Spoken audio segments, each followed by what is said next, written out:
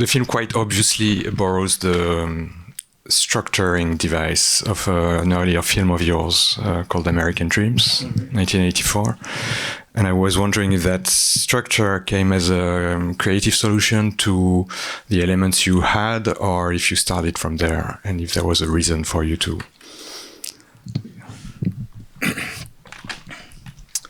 Yeah, like I said, first it came out of this idea of looking at my past from the book that I was writing, where I was reconstructing a diary and thinking what I lived through since 1942.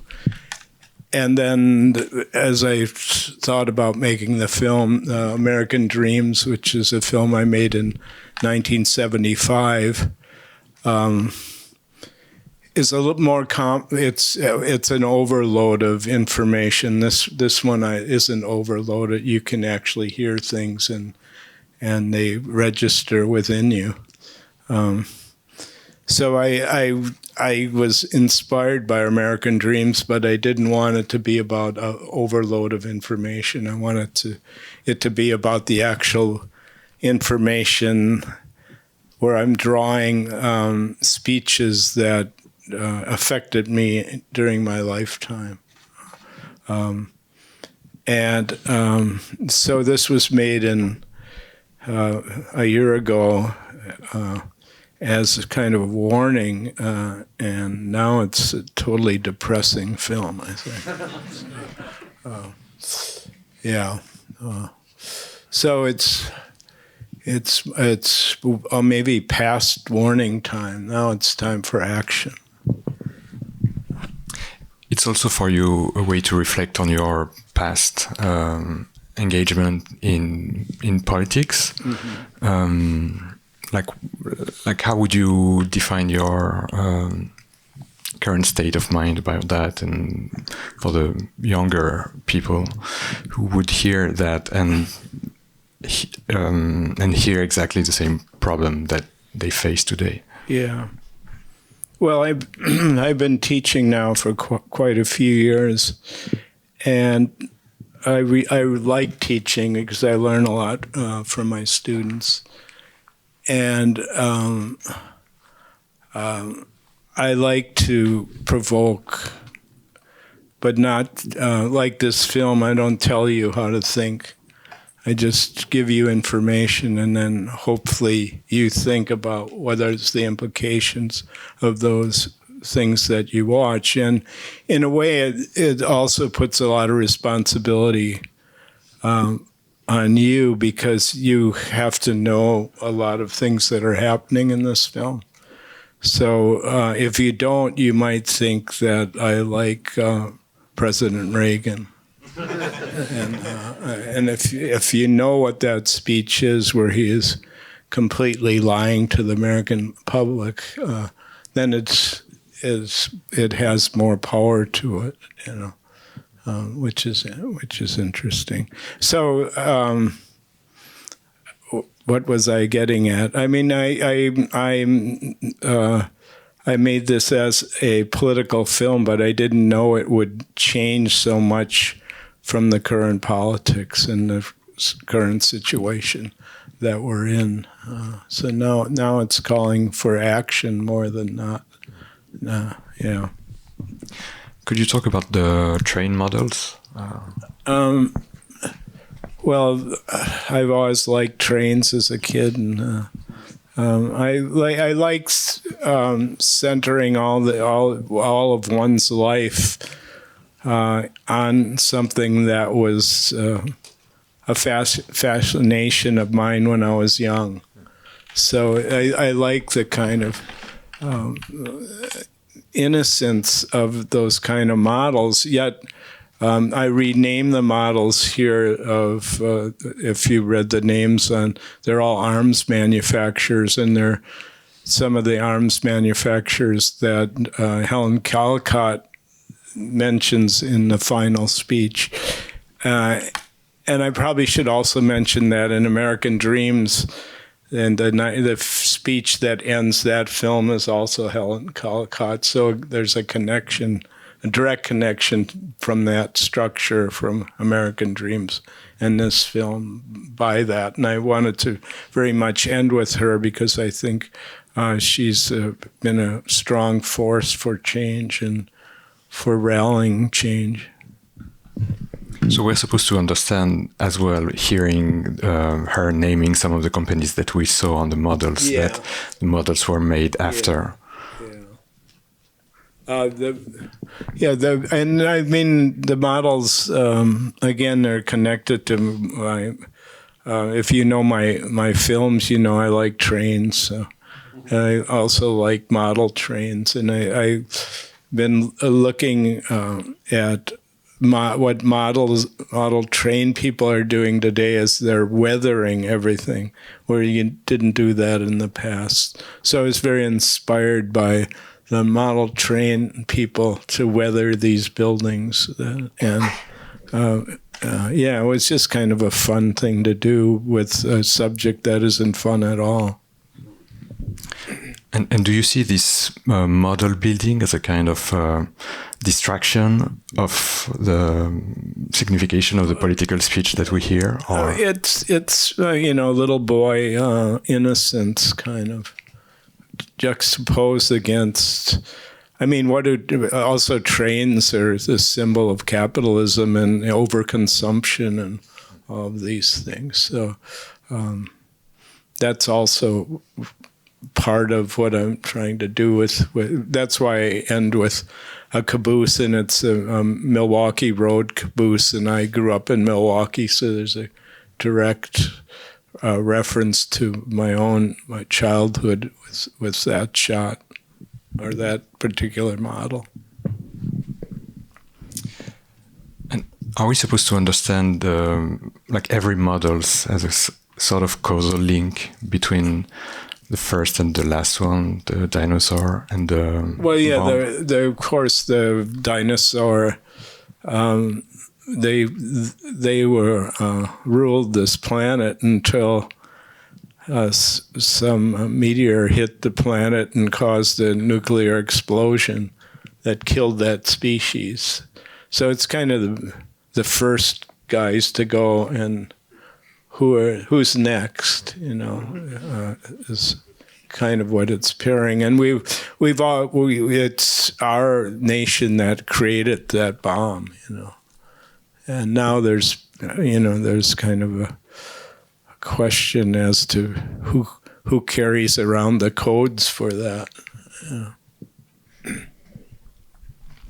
Does anybody want to react or ask a question here?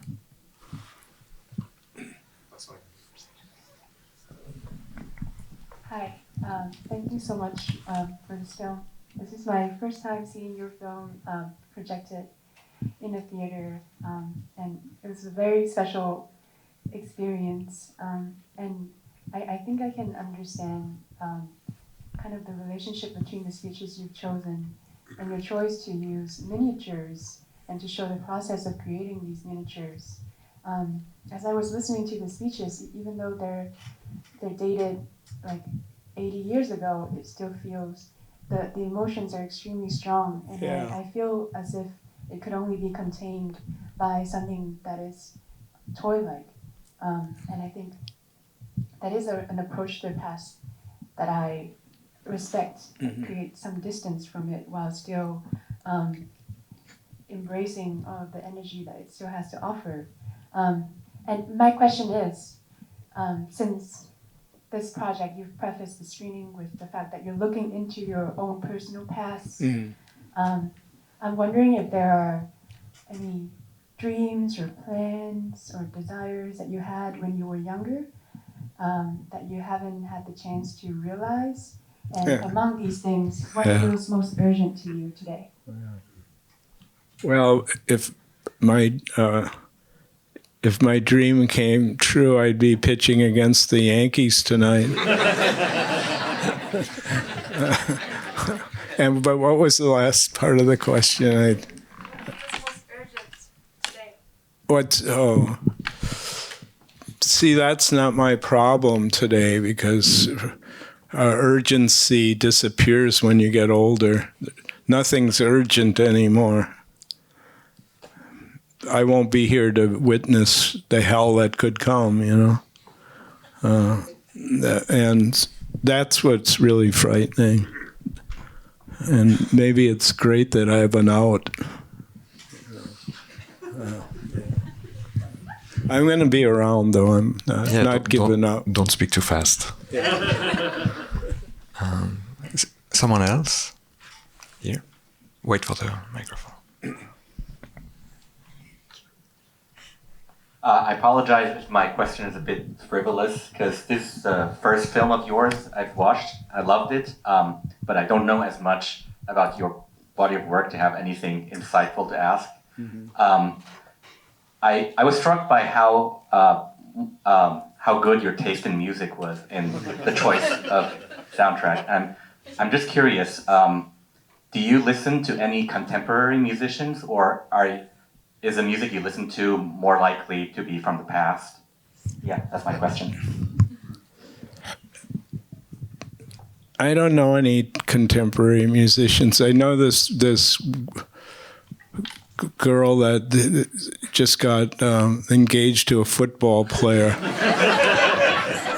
And I liked her when she was 18 and she sang country western stuff. And now it's kind of silly music, I think. But she's great, People love her. Yeah, but thanks. But I mean, the songs are very important to me for help you to put a framework into the context of the speeches and things like that. And some of them make great sense, and some seem way off. Like dancing in the street was forbidden from the radio when it came out, because that was the era of a lot of rebellion in black communities, and that this song, the media thought was an anthem for fighting in the streets, so they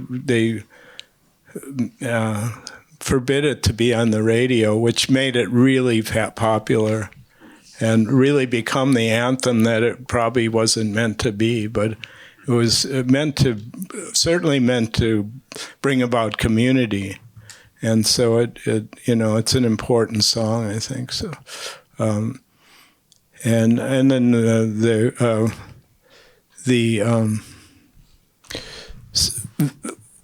what did you learn in school today, a little boy of mine? That kind of fools you into thinking that's what the title comes from. And then at the end, maybe some of you don't know, but the bomb that was dropped, the first atomic bomb, was Little Boy, and then the second one was Fat Man. And so the title of the film is really about the bomb that you see in the end. Interesting.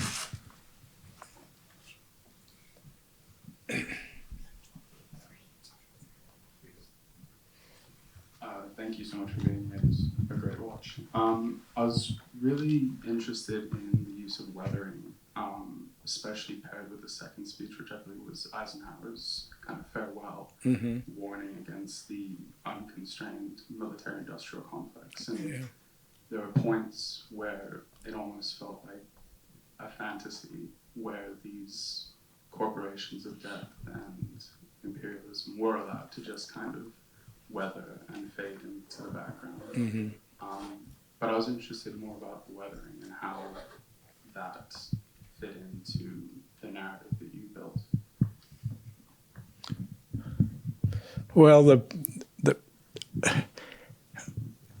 I suppose it's connected to entropy. Everything kind of grinds to an end, and I think I'm getting aware of that. But it's also by weathering the models, it makes them not as childlike. They become more real representations of those particular factories, and all of the colors of the bricks in the paintings come from photographs that I had taken in Milwaukee when I made One Way Boogie Woogie, and I photographed a lot of industrial buildings in the 1970s. So I wanted that kind of. It's autobiographical in a sense, but then it makes them, because all those buildings are old and worn out, and many of them are gone now. But yeah. But I also did it because model railroaders are interested in that, and I thought, oh, that's so cool that it looks real now.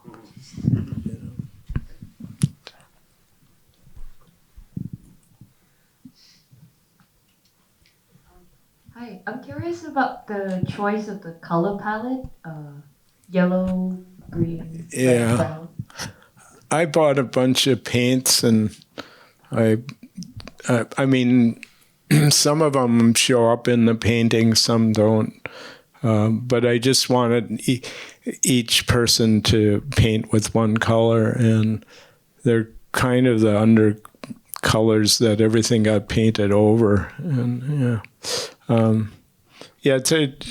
those models I bought, they were produced in Europe, and they were advertised as being weathered already, and so you didn't have to paint them.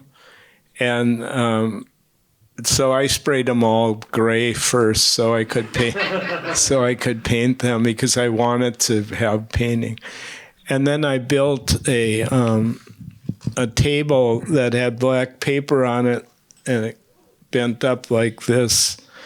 And I set that table at the end of a hallway where I teach, and opened the door to light it just with outside light that's spilling into the hallway. And then the person had to.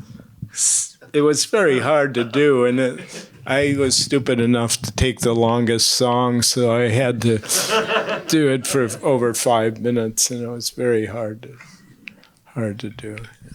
There's one question here.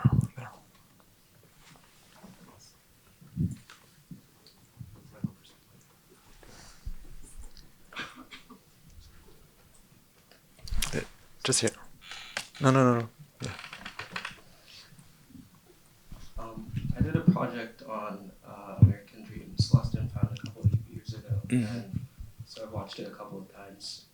And something I feel like one of the most arresting things to me while watching it is you kind of disrupt what you normally expect from a sequence of events or a normative chronology.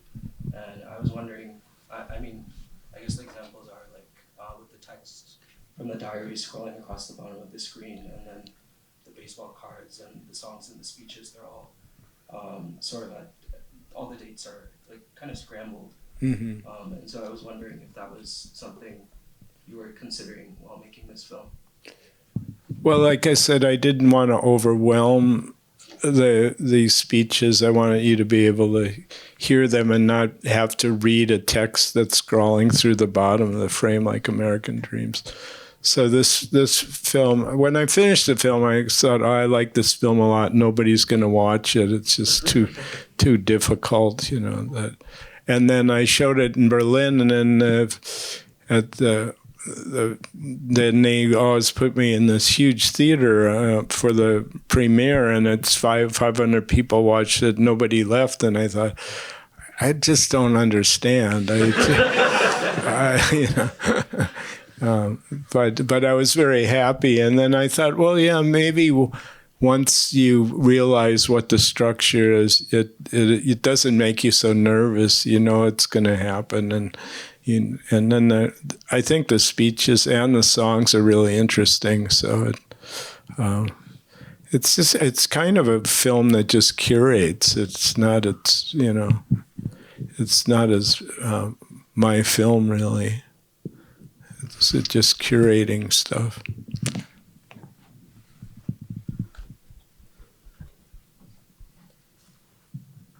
Could you talk a little bit about the casting? Well, I wanted all boys because the title was going to be Little Boy, and I wanted to be about this innocence of model building, and certainly young girls do that today, but it's mostly if you go online and see who's the older guys that are, it's all mainly men that are doing this. And then also I thought that the hell that we're living in today is mostly because of men.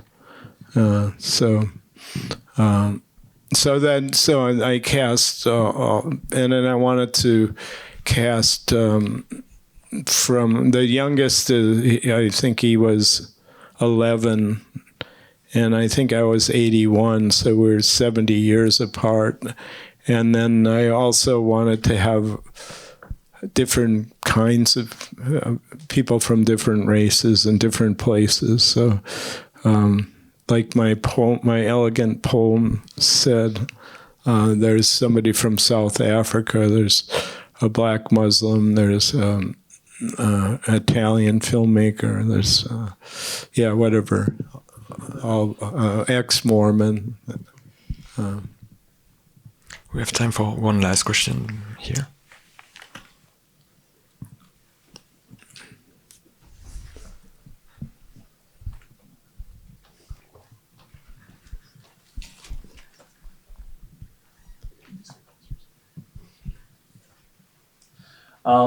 You already actually answered one of the questions I was thinking about asking about the selection of songs. Mm-hmm. Sort of, I appreciate a lot of the abstraction there. Yeah. But as backup, I guess I would ask, what was your sort of process of selecting these quotations, the speeches?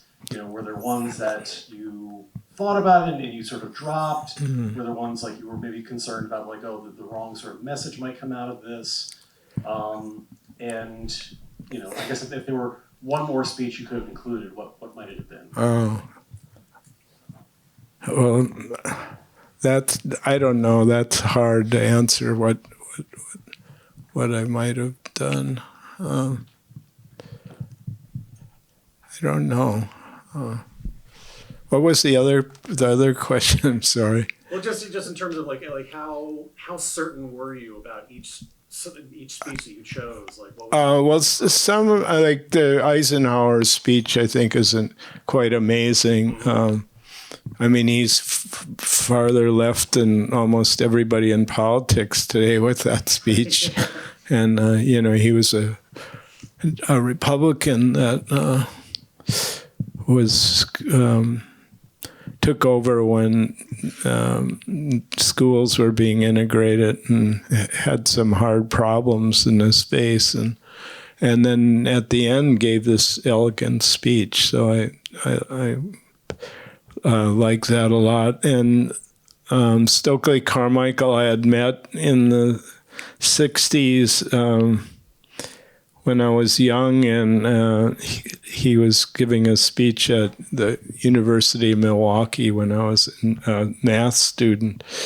And at that time I had been also been involved with Father James Grappi, who was a white priest that was organizing black youth in Milwaukee to fight for open housing, because you could not rent to black people just because their skin was black. And so Grappi invited poor whites to come visit. So I went on some of those marches, and that's how I got to meet Stokely Carmichael when he came to Milwaukee. And I think I was about 21 or so, 22 when I met him, and I said, what do you think about organizing poor whites and poor blacks? That I thought that a lot of this had a lot of the same problems. And he just simply looked at me and said, that's what you should do.